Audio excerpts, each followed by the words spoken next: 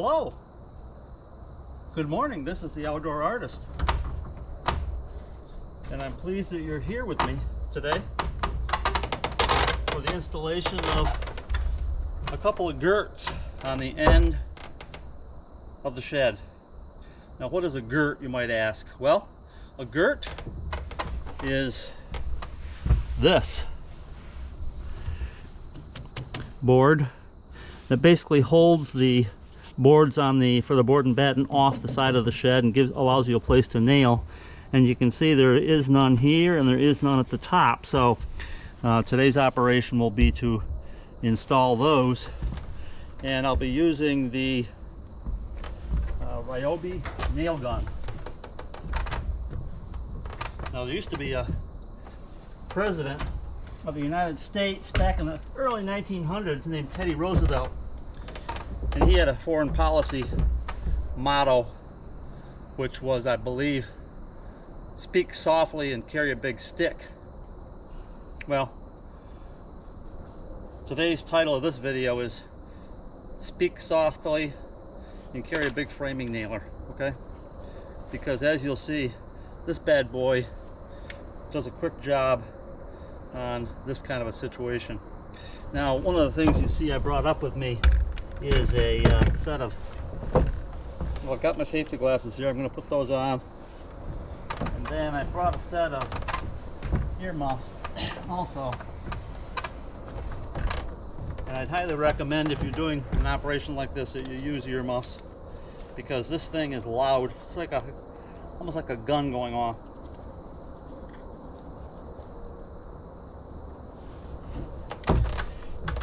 And I've cut this one into two sections because I didn't have any boards left over that are long enough to make the whole length.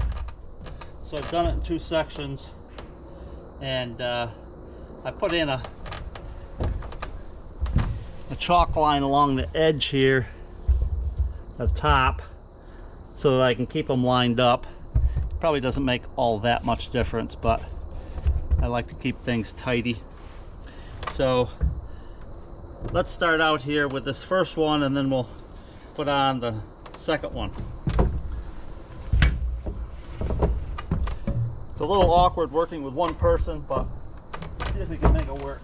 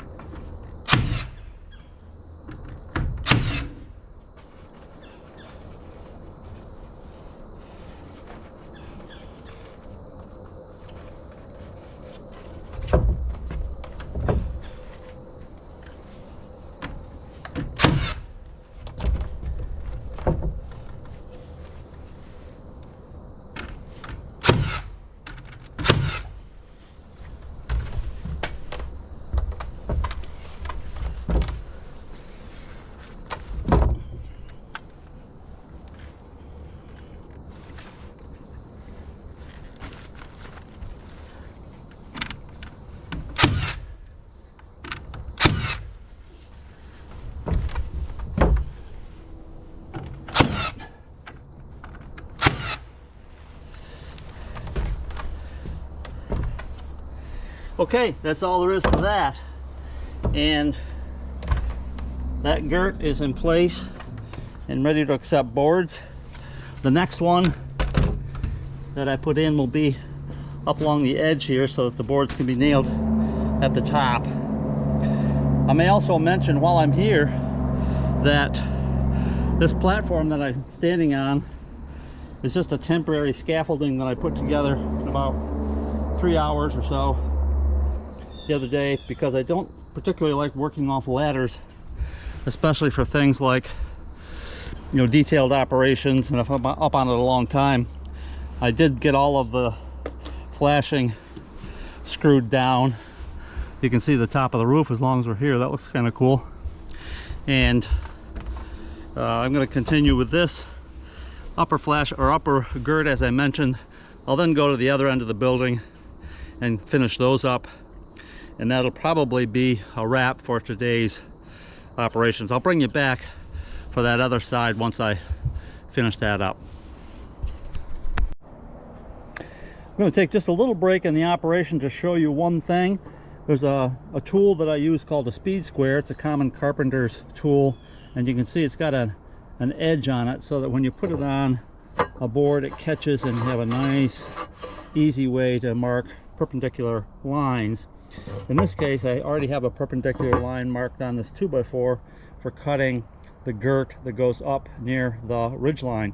However, if I cut that straight across it won't fit properly because the roof has a slope to it. So what I need to do is bring this in and put what's called a 212 pitch on it.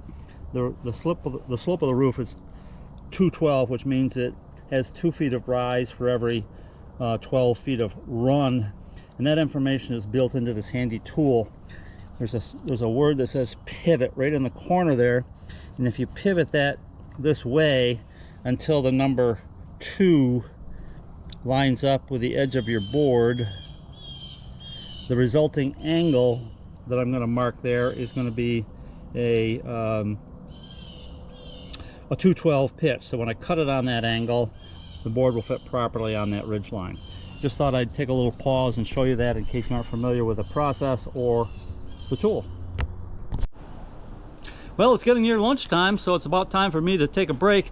And I just wanted to show you that cut that I just made up near the rafters. You can see that kind of comes vertically now versus sticking out to the side, and that's based on that cut that I made with the framing square. And I've got this side pretty well covered with girts. A few more to go, but I wanted to give you a quick preview of the this board that's going up. These are actually the boards on the side that go up before the battens, and this is one we put through the planer. And so the reason it looks like hardwood flooring is it's red oak and it's hardwood flooring basically. So it's a beautiful wood to be utilizing, and I'm blessed to have it. Our neighbor was leaving town and had a whole bunch of it that he got from a tree that he cut behind his house, and I raised my hand and he said okay.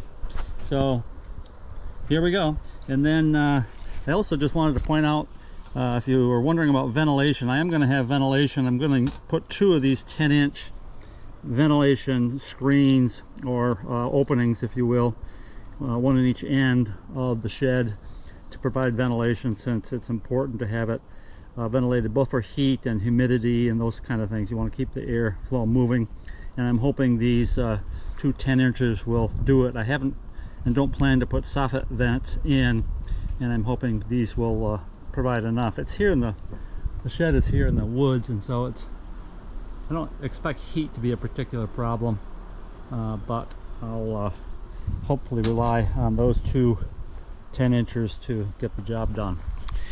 So for now, this is the Outdoor Artist, and I'm signing off.